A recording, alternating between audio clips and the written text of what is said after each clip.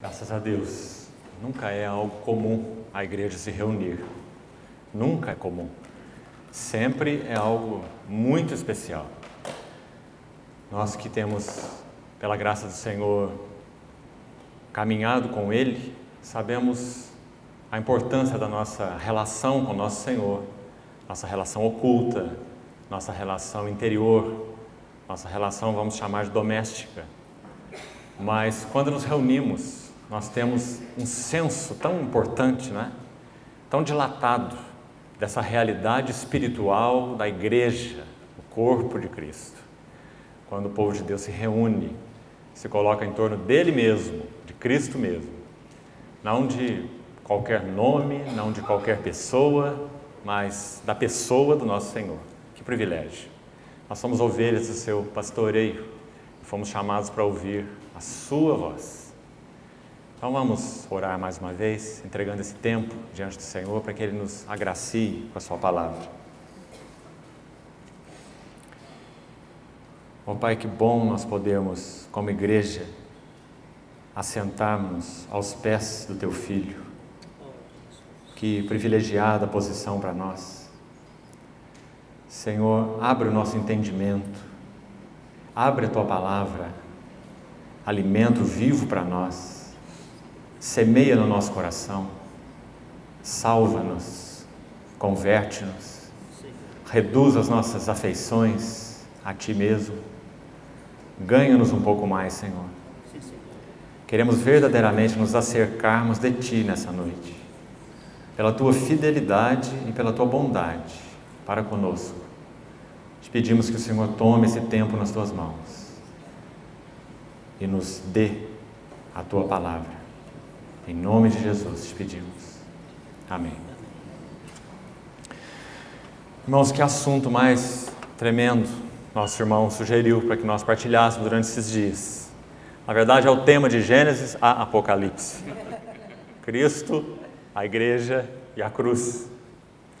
Há 3 grandes assuntos que governam especialmente o Novo Testamento. Na verdade, toda a Bíblia, mas de forma muito especial, o Novo Testamento.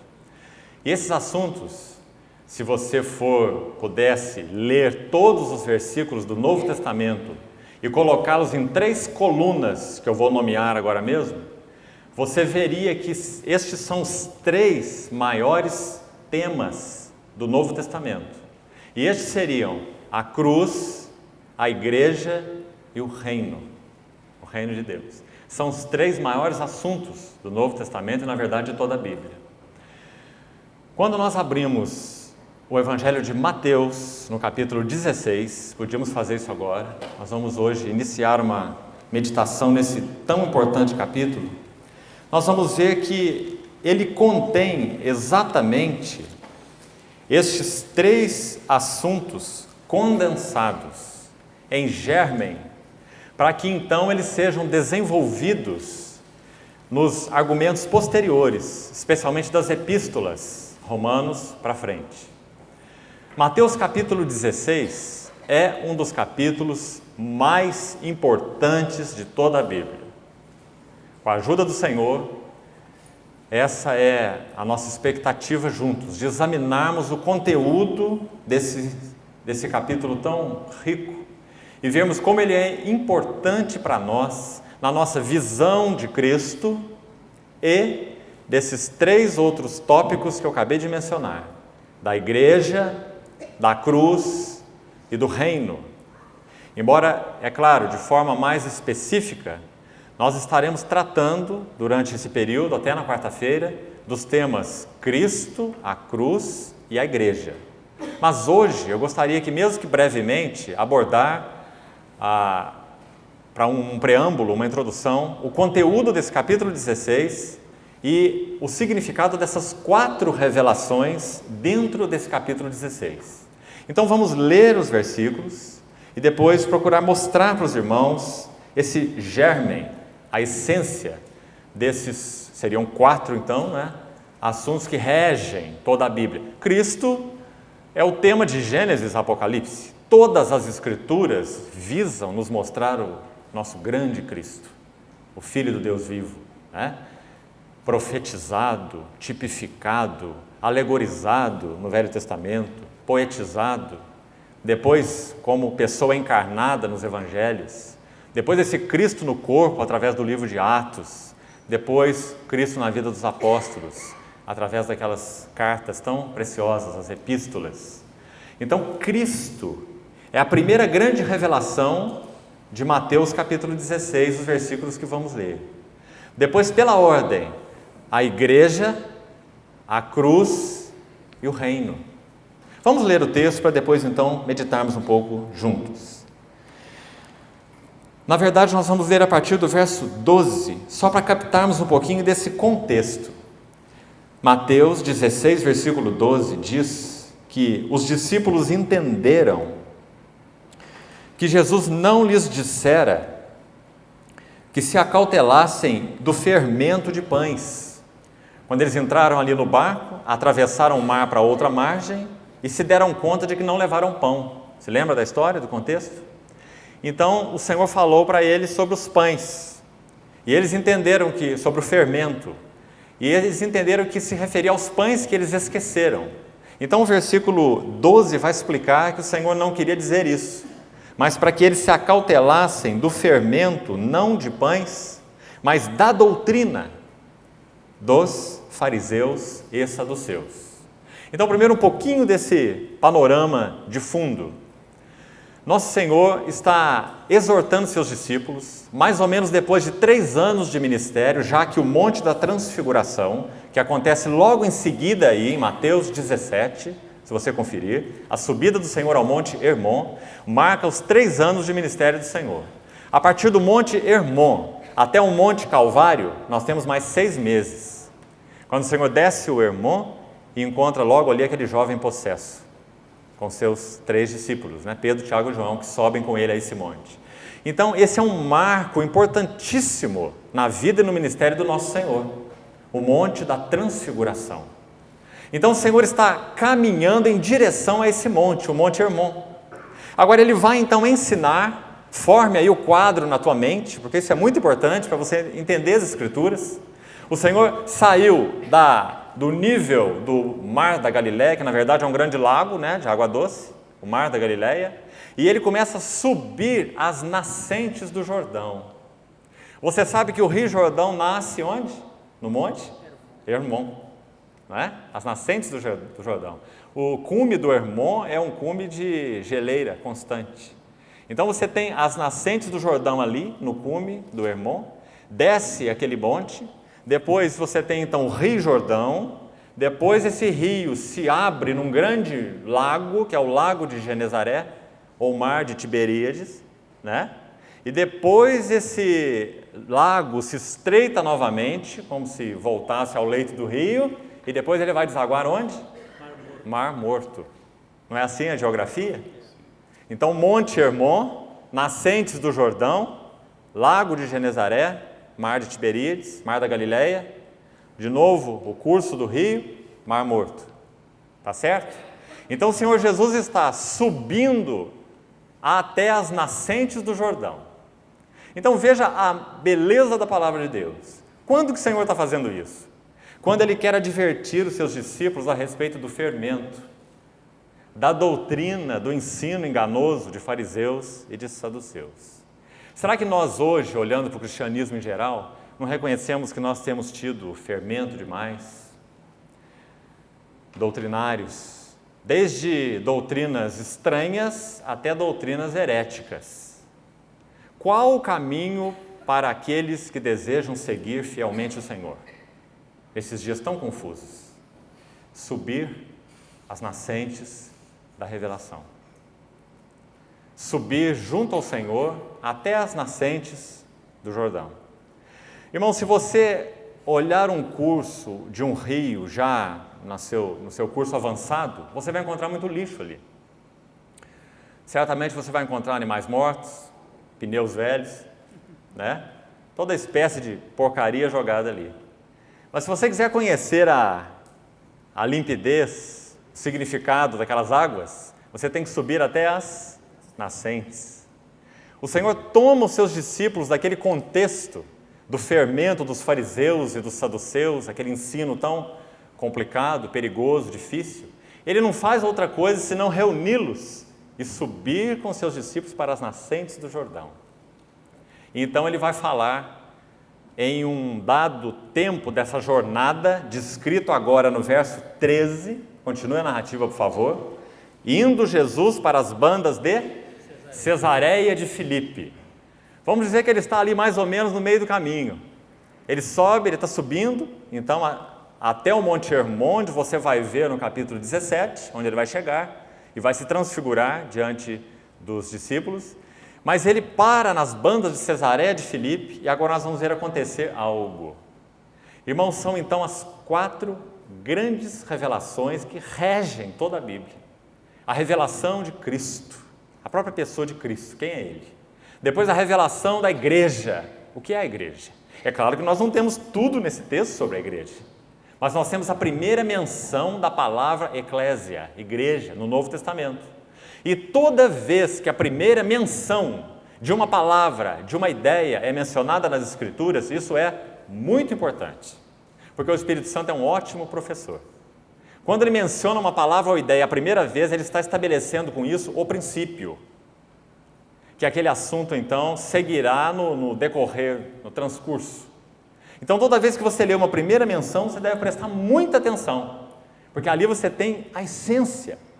Quando um professor vai falar sobre um assunto, um bom professor ele faz isso. Ele menciona o conceito a primeira vez e depois então no decorrer de todo aquele curso, mais ou menos longo, ele vai dissecar aquele assunto.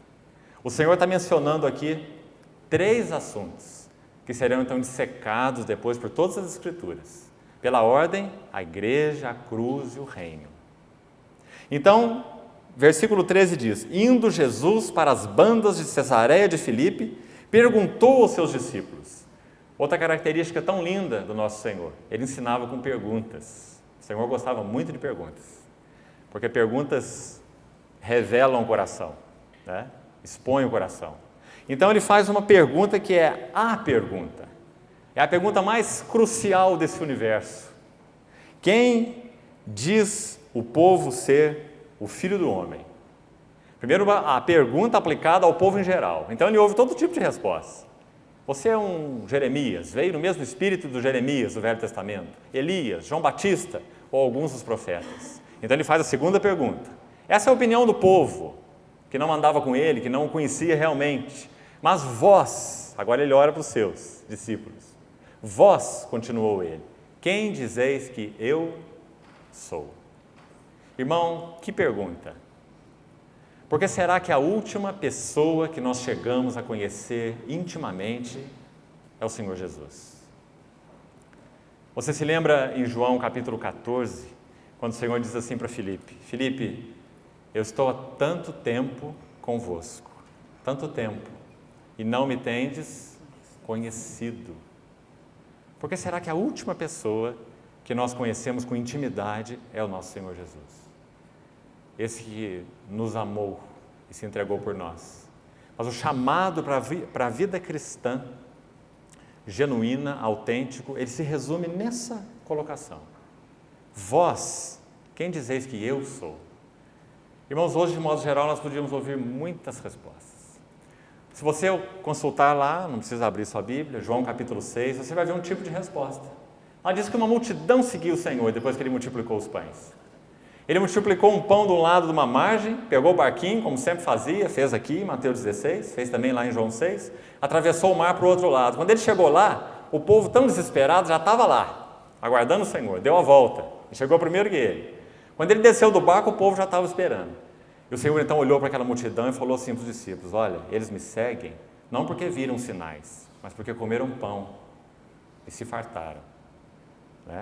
Aquela descoberta de um padeiro celestial, que poderia agora saciar a fome deles, sem ter que ir na padaria. Então, muito bom. É um motivo, entre aspas, para se seguir o Senhor. Provisão. Quantos hoje há toda uma doutrina grandiosa chamada teologia da prosperidade, apoiada sobre esse motivo. Ele é o abençoador, é o dono da prata e do ouro.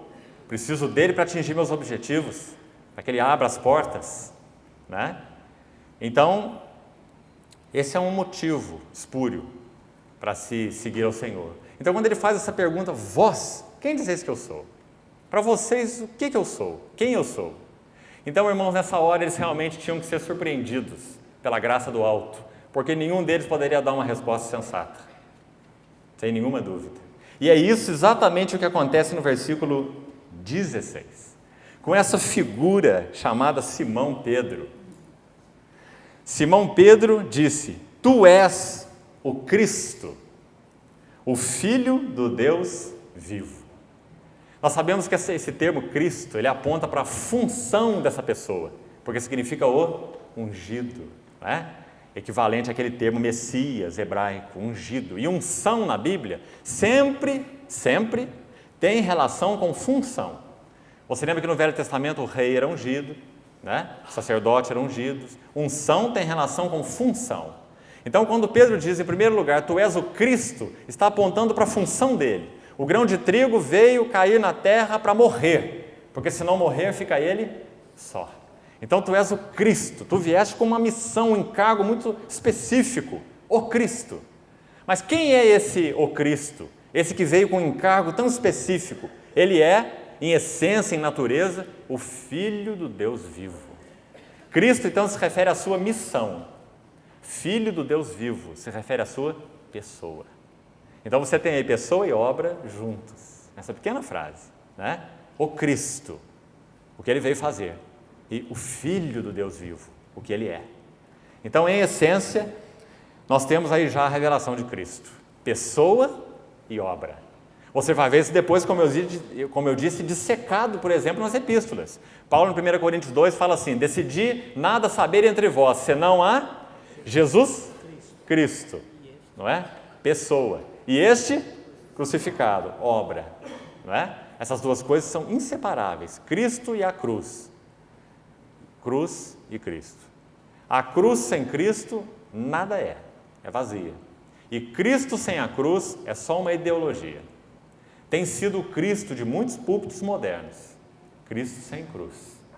Um Cristo que faz, um Cristo que abençoa, um Cristo que barganha, um Cristo que quer dar, mas um Cristo longe da cruz. Mas, irmão, esse capítulo 16 de Mateus, ele concentra essas 4 revelações, inclusive a cruz. Então, tu és o Cristo, o Filho do Deus vivo. Depois, no versículo 17, então Jesus lhe afirmou: bem-aventurado és Simão Bar-Jonas. Me lembro que há 8 meses atrás, quando nós estivemos juntos, eu comentei um pouco com os irmãos o significado desse Bar-Jonas, né? Filho de Jonas ou de João, porque naquele tempo, na Palestina, esse era um dos nomes mais comuns, tanto o Simão quanto o Jonas, ou João. Então, quando esse Simão, filho do João, proferiu essa revelação, é como se o Senhor estivesse dizendo assim: você, João ninguém, Simão, filho do João, você é um bem-aventurado. Em você mesmo, você é um João ninguém, é o Simão, filho do João. Mas, eu te digo, eu te farei uma pedra. E sobre essa rocha, essa revelação que você acabou de receber, eu edificarei a minha igreja. Então, irmãos, na sequência ele diz: bem-aventurado és Simão Bar-Jonas, porque não foi carne e sangue quem tu revelou, mas meu Pai que está nos céus. Vamos ler a sequência do texto, depois nós voltamos estudando um pouquinho mais. Também eu te digo que tu és Pedro, e sobre esta pedra eu edificarei a minha igreja, e as portas do inferno não prevalecerão contra ela. Dar-te-ei as chaves do reino dos céus. O que ligares na terra terá sido ligado nos céus, e o que desligares na terra terá sido desligado nos céus. Então advertiu os discípulos de que a ninguém dissessem ser ele o Cristo.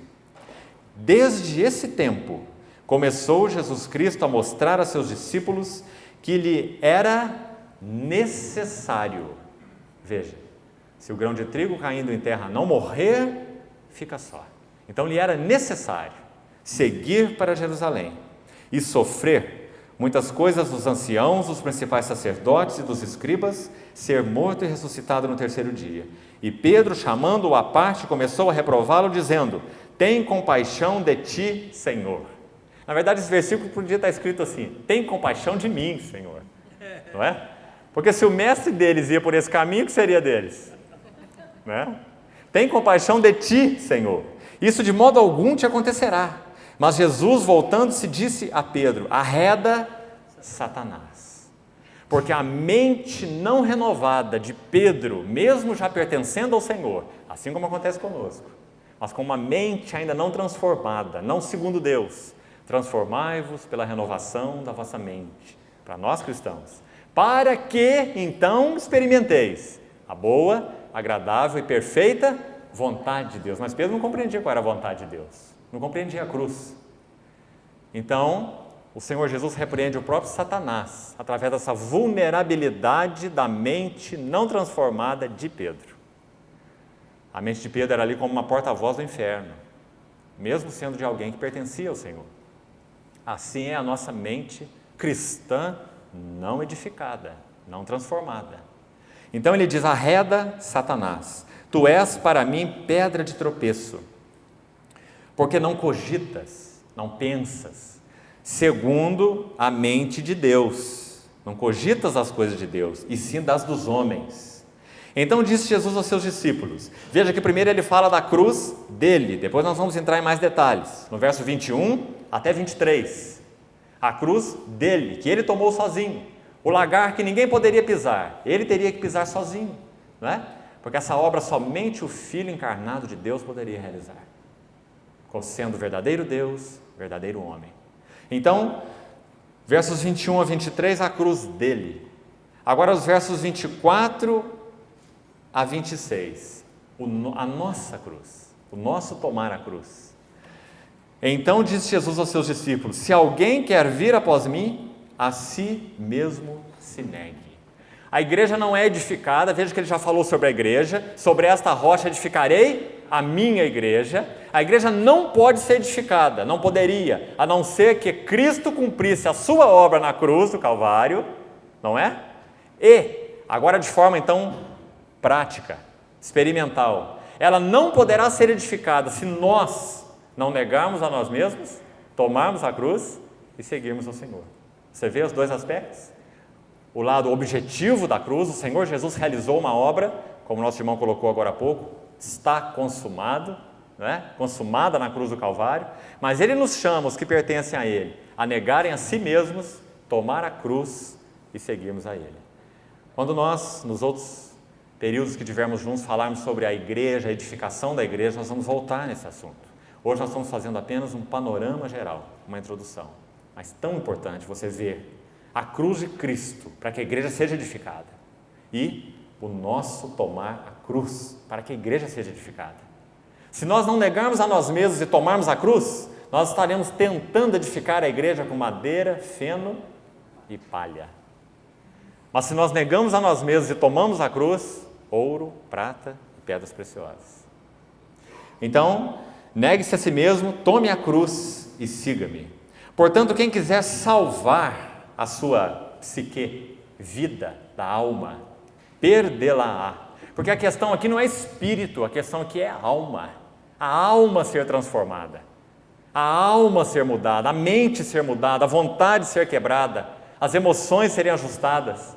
É alma, né? Psique. Quem quiser salvar sua psique, perdê-la-á. Mas quem perder essa psique, vida, por minha causa, achá-la-á. E você sabe que há um trocadilho aí, né? O Senhor usa as palavras psique, vida da mente ou vida da alma, e zoé, vida eterna, incriada, divina. Então, o que faz essa troca em nós? Psique por zoé, tomar a cruz. Nós vamos ver com mais detalhes isso. Não se preocupe com isso por enquanto. Nós vamos entrar em mais detalhes mais para frente. Pois que aproveita o homem se ganhar o mundo inteiro e perder a sua alma? Ou que dará o homem em troca da sua alma? Porque o Filho do Homem há de vir na glória de seu Pai, com seus anjos, e então retribuirá a cada um conforme as suas obras. E em verdade vos digo que alguns que aqui se encontram de maneira nenhuma passarão pela morte, até que vejam vir o Filho do Homem no seu Esse versículo nunca intrigou você? Nunca intrigou? Muito. Porque eles estavam ali diante do Senhor. Eles morreriam, não morreriam? Eles já morreram há muito tempo. E eles viram o Filho do Homem vir no seu reino? Sim ou não? No sentido escatológico, ou final, não. Nem nós vimos. Nós estamos aguardando o nosso Senhor vir no seu reino, não é? Mas no sentido essencial, viram. Quando que eles viram? Mateus 17. Na transfiguração. O irmão compreende a importância de nós fazermos então esse panorama hoje, para você pegar essas sementes, esses detalhes. O que é o reino de Deus? Não é uma coisa, não é um lugar que um dia nós iremos para lá, projetado para o futuro. Não é um evento escatológico que nós aguardamos para o fim dos tempos. O que é o reino de Deus? É Cristo na sua glória. Esse é o reino de Deus. Quando Cristo é visto na sua glória, esse é o reino de Deus. Onde Ele está na sua glória, está o reino de Deus. Se Cristo é descentralizado na sua vida, na minha vida, nós não vivemos na atmosfera do reino. Nós somos cristãos profissionais muitas vezes, né? Mas não cristãos reais, porque não vivemos em função de Cristo e a sua glória. Paulo diz assim que nós contemplando como por espelho a glória do Senhor, nós somos transformados, mesma palavra no original, somos transformados, a mesma palavra de Mateus 17, 2, e foi transfigurado, ou transformado. Veja que interessante, o Espírito Santo selecionou a palavra no original e usou a mesma palavra, você precisa colocar junto, é a mesma palavra, né? Para você fazer o quadro, e foi transfigurado diante deles. O Senhor Jesus se transfigurou, eles viram o Filho do Homem na sua glória, como se ele tivesse de alguma maneira quebrado ali aquele véu da carne, dentro do qual ele estava, que muitos então ouviam, mas diziam, como esse homem pode falar essas coisas sem ter estudado? Você se lembra? Como é que ele pode ter esse poder? Ele não é o filho do José? Nós não conhecemos o irmão dele, não é o filho do carpinteiro? Porque a glória dele estava velada, não é? O verbo se fez carne e habitou entre nós. Hebreus diz que ele nos abriu um novo e vivo caminho pelo véu, isto é, pela sua carne. Hebreus capítulo 10. Então a glória do Filho do Homem estava velada pela sua natureza humana. Mas aqui, e somente aqui, por isso a ocasião é tão especial, o Senhor Jesus como que quebra esse véu da carne. E o que eles veem? Cristo transfigurado. A palavra grega aí, metamorfo. Meta, de onde vem a nossa palavra metamorfose, no português, não é? Transformado, mudado de forma, transfigurado, Mateus 17, 2. E foi transfigurado diante deles. O seu rosto resplandecia como o sol, e as suas vestes brancas como a luz. E os irmãos conhecem o restante da narrativa. Pedro, mais uma vez empolgado com a situação, vendo Moisés de um lado, o grande representante da lei do Velho Testamento, Elias do outro, o grande representante dos profetas, ele falou, agora nós estamos completos, porque nós temos toda a lei, oráculos de Deus, nós temos todos os profetas na pessoa de Elias, né? E ainda nós temos Cristo, né? Mas então os irmãos veem que essa expressão interessante, uma nuvem, essa nuvem também, essa palavra no original tem um sentido especial, ela é uma palavra análoga àquela Shekinah do Velho Testamento, não era uma nuvem aí comum não, era como se uma névoa muito especial que os fez tremer, você vê a atitude deles, ela diz que eles caíram ali como que de espanto, aquela névoa o encobriu dos seus olhos, não é assim a narrativa? Não era uma neblina simples, natural não, era uma operação de Deus, uma névoa os encobriu, eles ficaram ali cheios de temor, e quando eles levantaram e olharam de novo, diz a palavra, a ninguém mais viram, senão somente a Jesus. Por quê? Porque toda a lei e tudo que os profetas escreveram apontavam para Cristo. O fim da lei é Cristo, Paulo diz em Romanos 10, não é? Quando o Senhor Jesus ressuscitou, Lucas 24, caminhou com os discípulos de Emaús, depois se coloca ali naquele recinto em comunhão com seus discípulos, lá diz que ele abriu-lhes o entendimento para compreender tudo o que a lei, os profetas e os salmos falavam a respeito dele, não é? Então, irmão, essa narrativa completa a quarta grande revelação desse capítulo 16 de Mateus. Você vê como ele é rico? A primeira revelação, Cristo. A segunda revelação, a igreja. A terceira revelação, a cruz. E a quarta, o reino. Então, elas estão aqui em essência, em germen, mas como nós precisamos dela? Para termos a compreensão que vem depois, dissecada. Olhe, por exemplo, esse assunto do reino de Deus, quanta confusão se faz em torno disso. Desde se materializar o reino de Deus de tantas formas, traduzi-lo em benefícios humanos, naturais, materializados, né? Quanto em se mistificar o reino de Deus, não é? Se você nasceu em berço evangélico, você talvez tenha ouvido muito essa expressão, fulano de tal morreu e foi para a glória, e foi para o reino, não é? Essas coisas são sempre projetadas para o futuro, mas isso não é ensino bíblico. Nem glória nem reino são algo futuros. Se revelarão, se manifestarão plenamente no futuro. Mas é uma realidade espiritual, e realidade espiritual não tem futuro, não tem passado, só tem presente. Porque ela é. Deus é. Ele disse, eu sou o que eu sou. Não tem passado, não tem futuro, só tem presente. Eu sou, não é? E o reino de Deus, a mesma coisa. O reino de Deus é. Porque Ele é. Então, seu reino é. Não é? Então, irmãos, como é importante você ver aí, que quando o Senhor foi transfigurado, Ele mostrou que é o reino de Deus. O reino de Deus é Cristo, na sua glória. O reino de Deus está na pessoa do rei. Quem não conhece o rei, não conhece o reino. Quem não é transformado segundo o caráter do rei, não pode viver como um cidadão do reino. Vou deixar isso mais claro para os irmãos. No próprio Evangelho de Mateus, que é chamado Evangelho do Reino dos Céus. Mateus capítulo 5 a 7, o chamado Sermão do Monte. Como ele começa? Bem-aventurados humildes de espírito. Isso é uma marca de caráter, não é? Claro que é. Bem-aventurados humildes de espírito, porque deles é o reino dos céus. Você vê? E o Senhor Jesus disse assim, depois ele diz, bem-aventurados mansos, porque herdarão a terra. Outra marca de caráter. Depois lá em Mateus 11, no finalzinho do capítulo, ele diz assim, aprendei de mim porque eu sou o quê? Manso e as duas frases com as quais o Sermão do Monte começa. Manso e humilde do Espírito. Ele é, porque o reino é Ele. O reino está na pessoa do rei. O reino não é algo que o rei faz. O reino não é apenas uma atmosfera espiritual. O reino está na pessoa do rei.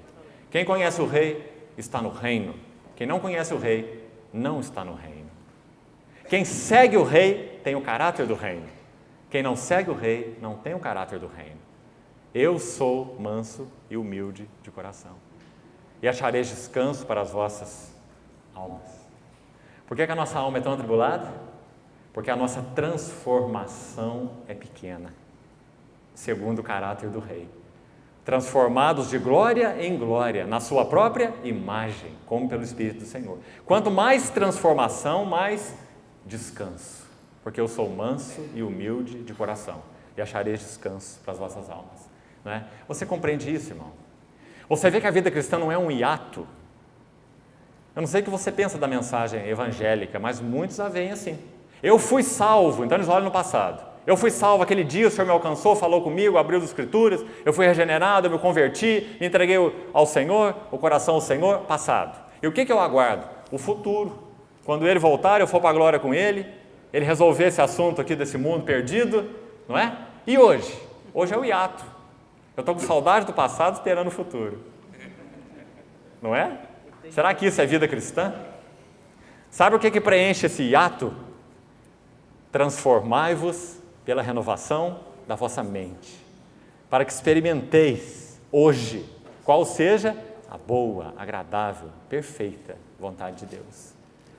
A palavra em Romanos 12, de novo, importante, Romanos 12, 2, esse versículo que eu citei, transformai-vos, metamorfo, a mesma palavra de Mateus 17, 2.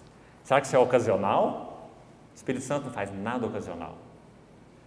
Na medida que nós vamos sendo metamorfoseados à imagem de Cristo, nós vamos adquirindo o caráter do rei e vivendo a realidade do reino, o que aconteceu aqui em Mateus 17. Então, irmãos, se nós perdermos essa essência, nós não vamos compreender o reino de Deus. Paulo, por causa disso, teve que ajudar os romanos. Em Romanos 14, se não me engano, é o verso 7. Romanos 14, 7. Paulo diz assim: porque o reino de Deus não é comida, não é bebida, mas justiça, que lá tem a conotação de santidade, justiça, paz e alegria no Espírito Santo. Está vendo? Realidade espiritual, que está na pessoa do Rei. Né? Então, irmão, ajuste o teu binóculo e leia as Escrituras com esse prisma, porque esse assunto então é mencionado aqui, esse mais os outros 3, não é? Esses 4 grandes assuntos, para que nós ajustemos o nosso foco, nosso binóculo, para então podermos ler as Escrituras nesse prisma, senão você vai se perder. Você vai ter a tua ideia de reino. É claro que o reino terá implicações, creio eu, até terrestres. Nosso Senhor voltará fisicamente, Ele tem um corpo físico, Ele foi visto assim pelos seus discípulos, não é uma questão metafísica, Ele foi tocado por eles, Ele comeu na presença deles para mostrar que Ele não era um fantasma. Ele disse: um espírito não tem carne nem ossos, como vês que eu tenho, não é? Ele tem um corpo espiritual, não é assim? Nesse corpo Ele será visto, adorado, servido, todo olho verá, até quantos o traspassaram, não é assim? Então haverá toda essa implicação do reino, mas não muda em nada essa essência, muito pelo contrário, só a confirma. Onde está o reino? Na pessoa do Rei. Onde o Rei está, está o reino. Sabe por que o céu é céu? Porque o Rei está lá. Se o Rei não estivesse lá, não queira ir para lá, porque lá vai ser um inferno. O céu está onde Ele está. E o inferno é inferno por quê? Porque Ele não está lá. Nós queremos estar onde Ele está. Apocalipse 14 diz que esses santos do tempo do fim, eles têm uma marca. Eles seguem o Cordeiro, por onde quer que Ele vá. Será que esse é o nosso coração, irmãos? Seguir o Cordeiro por onde quer que Ele vá? Você lembra aquelas 2 noras de Noemi? Uma esteve com ela enquanto ela tinha marido. Depois ela foi tomar o seu rumo. Mas Ruth fez um voto para com Noemi, que tipologicamente falando naquele livro, representa a vontade de Deus. Enquanto Noemi era Noemi, que significa doce, Orfa pôde segui-la. Mas quando Noemi perdeu tudo, perdeu o marido, ficou uma viúva pobre, ela disse: meu nome é Mara, que significa amarga, então Orfa não pôde segui-la. Nós seguimos ao Senhor quando a sua vontade é Noemi, apenas doce, ou nós seguimos o Senhor quando a sua vontade é Mara? Agora, irmãos, veja o resultado do voto de Ruth para com Noemi. Ela encontrou a Boaz, que na tipologia do livro de Ruth representa Cristo, o dono do campo, das riquezas insondáveis, como diz Efésios, de Cristo, não é? Ela só pôde encontrar Boaz porque ela se manteve fiel à vontade de Deus na pessoa de Noemi. Irmãos, isso sonda tanto os nossos corações, não é? Por que nós seguimos o Senhor? O que nós queremos obter dEle? Qual é o nosso coração para com Ele? Será que nós temos reconhecido que se o nosso relacionamento com Ele está acertado, na verdade para nós não há nada essencialmente amargo? Pode soar amargo ao nosso paladar, é perda, é dor, é sofrimento. O cristão não vive num paraíso ilusório, não é? Num mar de rosas. A igreja não é um navio de cruzeiro, se assemelha muito mais a um navio de guerra, não é? Mas se nós temos conhecido ao Senhor, essencialmente falando, nenhuma vontade é Mara. Ruth não viu Noemi como Mara, porque quando ela fez o voto, ela disse assim: não me instes para que te deixe e me obrigue a não seguir-te, porque onde quer que tu fores, irei eu. Noemi tipifica a vontade de Deus. Onde quer que pousares, ali pousarei eu. Teu Deus é o meu Deus, teu povo é meu povo. Faça-me o Senhor o que lhe aprouver, se algo que não seja a morte me separar de ti. Nada pode nos separar da vontade de Deus, até a morte, seja Noemi, seja Mara. Então, irmãos, quanto expõe o nosso coração quando nós tocamos na essência dessas 4 revelações de Mateus 16. Agora, eu gostaria de gastar um pouquinho mais de tempo hoje, nessa introdução, voltando à primeira grande revelação, versículo 16. Quando Pedro, então, é surpreendido aqui por essa revelação do alto, do Pai, né? Tu és o Cristo, o Filho do Deus vivo. Quando o Senhor responde para ele, bem-aventurado és, Simão Bar-Jonas, porque não foi carne e sangue quem te revelou. Queria que você gravasse, guardasse essa palavrinha aí. Cristo é a primeira grande revelação desse capítulo. Como nós podemos conhecê-lo? Como nós podemos segui-lo? Como nós podemos amá-lo? A palavra é revelação, que significa remover o véu. Né? Isaías 53, aquele lindo capítulo profético, um dos cânticos do servo de Isaías, ele inicia assim: quem creu em nossa pregação e a quem foi revelado o braço do Senhor. Porque na pessoa daquele que subia como raiz de uma terra seca, sem aparência nem formosura, olhamos, nenhuma beleza havia, ninguém poderia segui-lo, simplesmente olhando-o assim. Nenhuma beleza havia que nos agradasse, né? Mas aqueles que foi revelado o braço do Senhor, esses são os seguidores do Cordeiro. João, quando escreve sobre ele no capítulo 1, diz assim: nós vimos a sua glória. Algo que estava velado para muitos, mas não para aqueles que foram objeto da revelação. Nós vimos a sua glória, glória como do unigênito do Pai, cheio de graça e de verdade, esse equilíbrio tão lindo na pessoa dele, né? Graça, sim, 100%, mas verdade, né? Segui-lo é graça e verdade, é 100% graça, mas é 100% verdade. Ele vai falar a verdade conosco, ele vai falar a verdade sobre ele, porque, irmãos, quantos de nós concebemos um Deus que não é o Deus da Bíblia, não é? Uma projeção da imagem, quem sabe, dos nossos pais, um Papai Noel celestial, uma bateria celestial. Você está fraco assim, você liga o plug lá, né? Para te energizar de novo. Não é assim? Ou então um policial onipresente, vigiando ali, de olho em você, para pegar qualquer falta em qualquer momento, né? Delegado celestial. Mas a nossa relação é com o Cristo da Bíblia, cheio de graça e de verdade. Ele vai falar a verdade sobre ele, quem ele é. E ele vai falar a verdade sobre nós, quem nós somos. E isso é graça. Quanto mais nós conhecermos a ele, mais nós conheceremos a nós. A nossa malignidade, nossa feiura, nosso pecado, como ele é insidioso, como ele penetrou aí na trama, na urdidura do nosso tecido moral, né? Intoxicou tudo, não deixou sobrar nada. Mas nós não vemos isso. Jeremias 17 diz assim: enganoso é o coração mais do que todas as coisas, e desesperadamente corrupto. Aí ele pergunta assim: quem o conhecerá? Jeremias capítulo 17. E no outro versículo ele diz assim: eu, o Senhor, esquadrinho o coração. Então só nessa relação com ele, graça e verdade, nós podemos conhecer a ele e conhecer a nós. Irmãos, sem isso, nós não podemos crescer na vida cristã.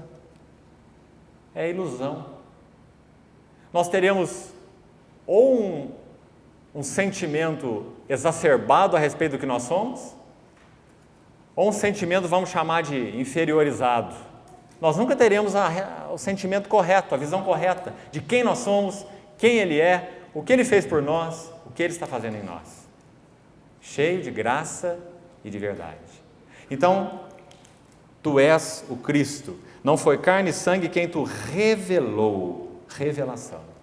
Nós vamos, durante os outros períodos, talvez começando amanhã, falar um pouco desse Cristo, segundo Colossenses, esse Cristo, segundo Hebreus, para que nós vejamos essa grandiosidade de Cristo.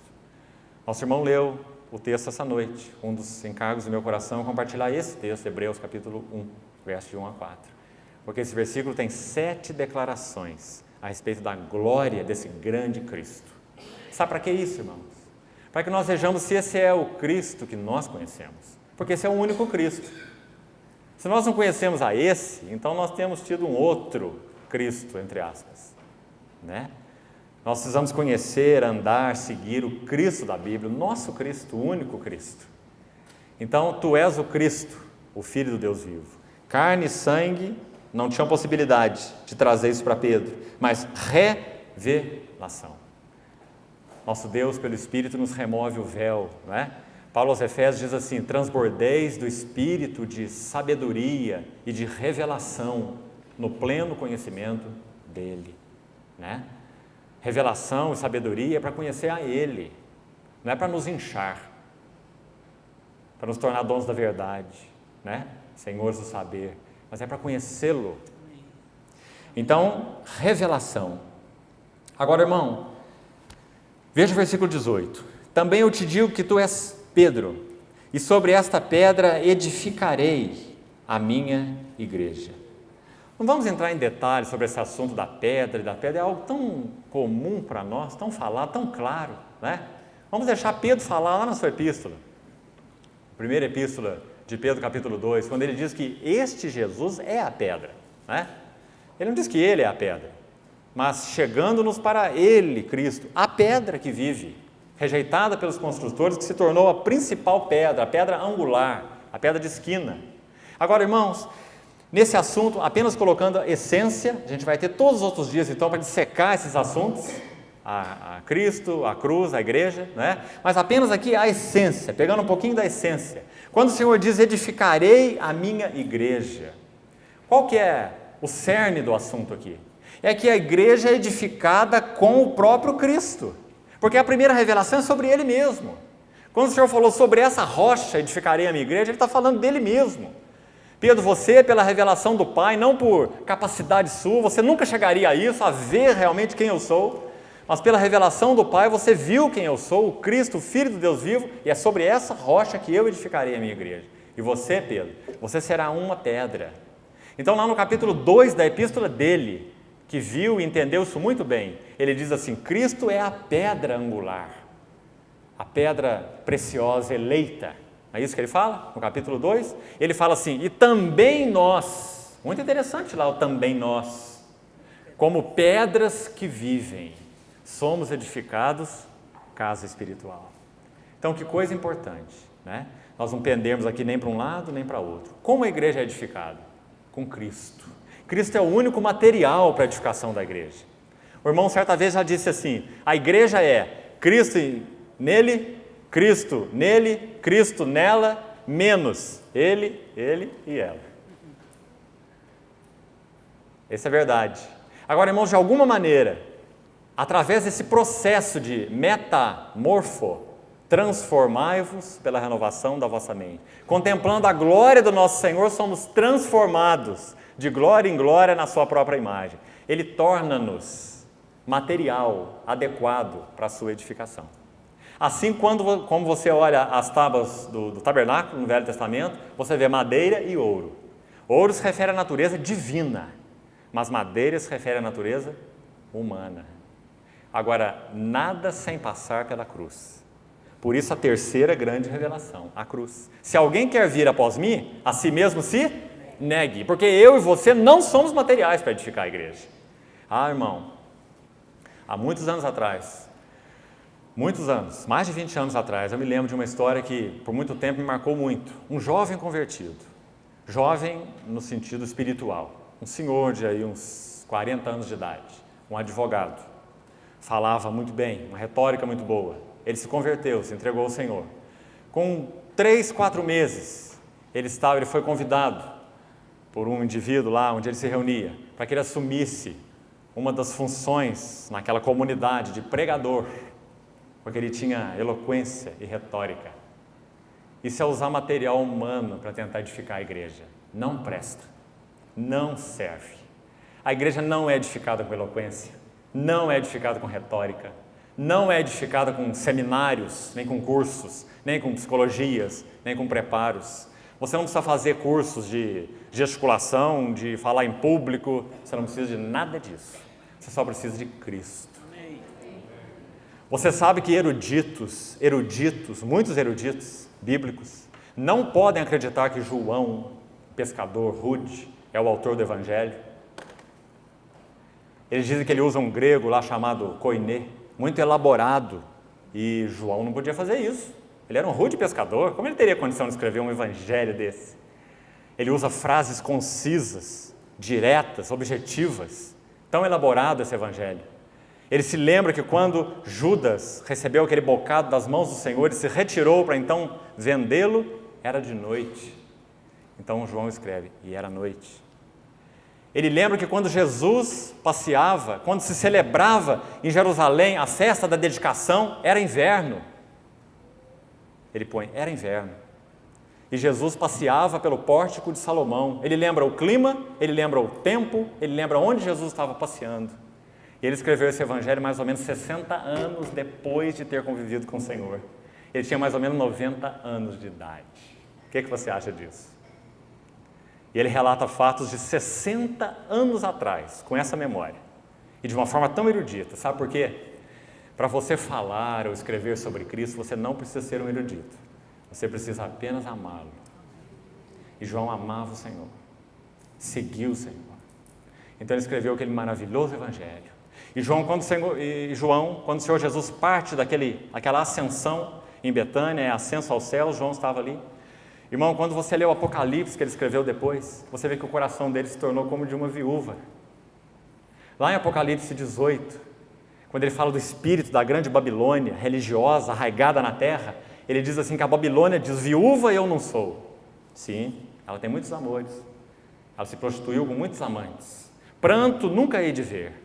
Aí ele vai descrever a igreja, que é exatamente o oposto, lá em Apocalipse 21, desse espírito de Babilônia. Babilônia diz, viúva não sou, pranto nunca hei de ver. Mas a igreja, que conhece o Senhor, assim como João, quando o Senhor partiu, o coração de João se tornou como o coração da viúva. Quando o Senhor Jesus foi encoberto dos olhos dele por aquela nuvem, como diz lá em Atos, né? Então João prosseguiu ainda uma longa vida sobre a terra, talvez 60 anos. Os irmãos sabem que João morreu, possivelmente de morte natural, né?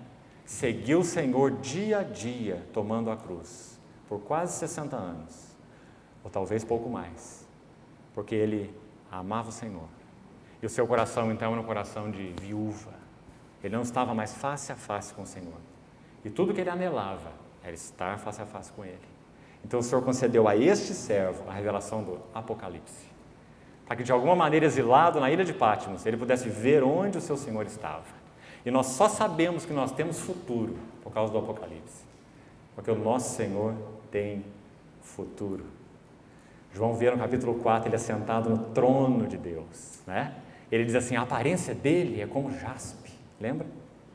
Quando você lê lá no final agora, esse é Apocalipse 4, o Senhor Jesus no trono, é o que ele é, aparência de jaspe, cristalina, trono de Deus e o Senhor Jesus nele, Apocalipse 4. Quando você lê Apocalipse 21, e ele vai descrever a igreja, a Nova Jerusalém, nós e todos os santos, ele fala assim, a glória dela é como jaspe, cristalina, ela tem a mesma aparência do seu Senhor, transformados de glória em glória, na sua própria imagem. Irmãos, esse é o processo de Deus. O irmão compreende o privilégio, o tamanho disso, para nós que temos aí uma vidinha de só, quem sabe, 70, 80 anos, e olhe lá. Os irmãos compreendem o privilégio disso, de saber que nós estamos incluídos nesse supremo propósito. Não é uma vidinha que vai ser vivida 70, 80 anos e terminar no túmulo, mas nós temos um cordeiro no trono e estamos sendo transformados de glória em glória na sua própria imagem. Nós cantamos agora há pouco um cântico, eu vivo para a tua glória. E tem outro motivo para nós vivermos? Essa vida tão pequenininha, tão passageira, mas carregada de um sentido tão sublime, transformados de glória em glória, o sentido ali é progressivo, um degrau de glória a outro na sua própria imagem. Ou seja, usando outras palavras, tornando-nos parecidos com Ele cada vez mais. Passo a passo mais parecido com Ele, mais parecido com Ele, mais parecido com Ele. Eu sou manso e humilde de coração, e achareis descanso para as vossas almas. Você quer envelhecer assim? Esse é o caminho. Conhecer a Cristo. Seguir o Cordeiro por onde quer que Ele vá. Nós já somos objetos de revelação.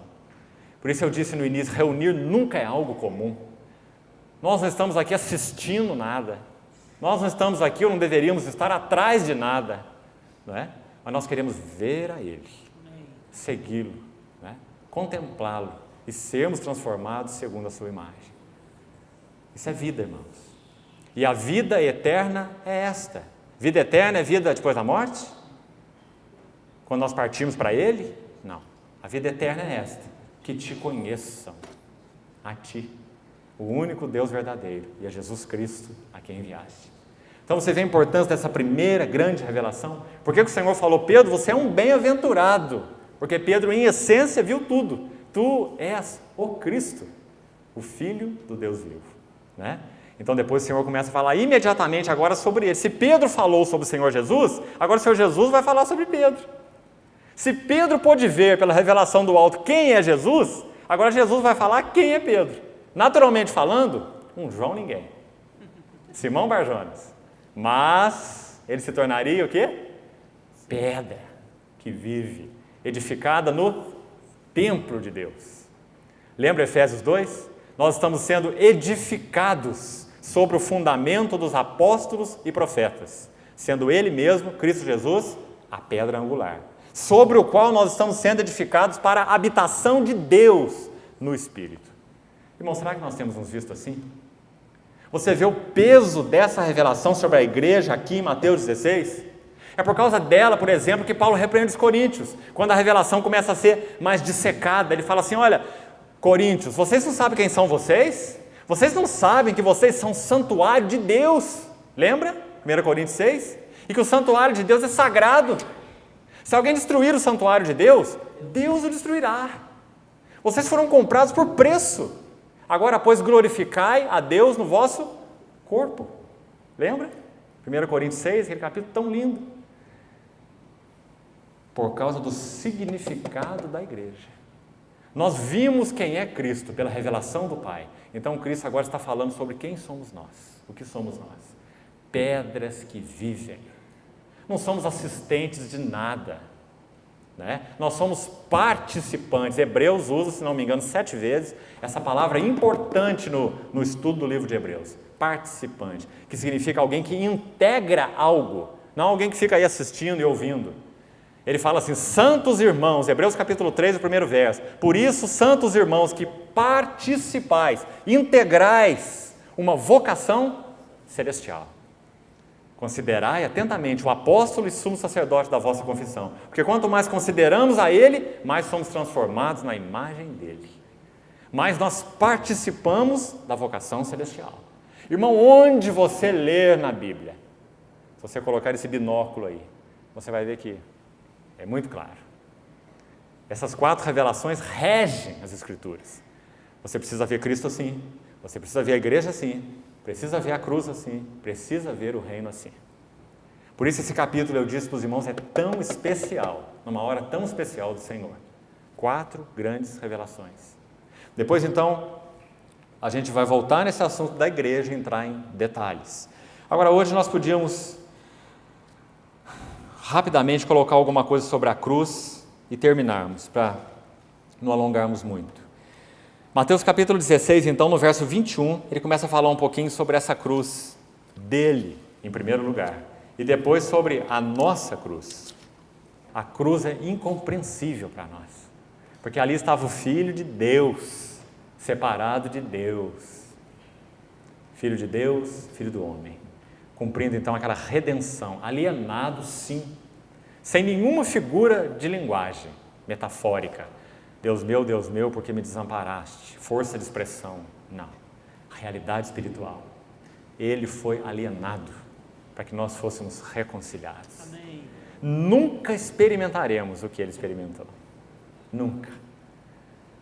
Os santos que partem para o Senhor, antes da vinda do Senhor, estão espiritualmente em gozo. É o que Paulo diz em Filipenses. Morrer é lucro. Não é? Porque o nosso Senhor entrou na alienação. Trevas. Por isso, antes de entrar nisso, ele disse, minha alma está profundamente angustiada, até a morte. Então, irmãos, a cruz é a terceira grande revelação nesse capítulo. Veja que ele diz assim, desde esse tempo, qual é a próxima palavra? Começou. Se você ler com cuidado, especialmente Mateus e Lucas, com atenção, você vai ver que Jesus menciona 3 vezes.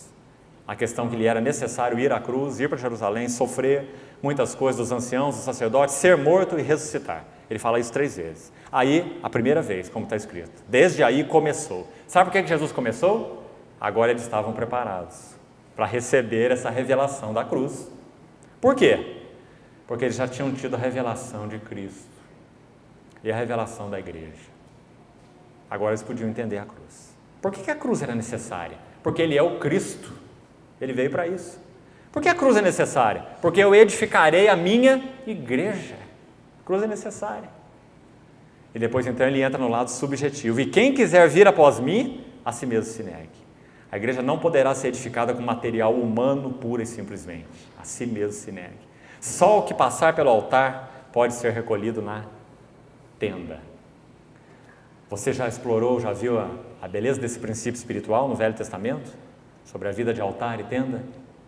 Quando Abraão recolheu Isaque na sua tenda, aquele menino que ele ficou desesperado por ele, também Abraão ficou pai e vô ao mesmo tempo, não é? Se tornou pai e vô ao mesmo tempo.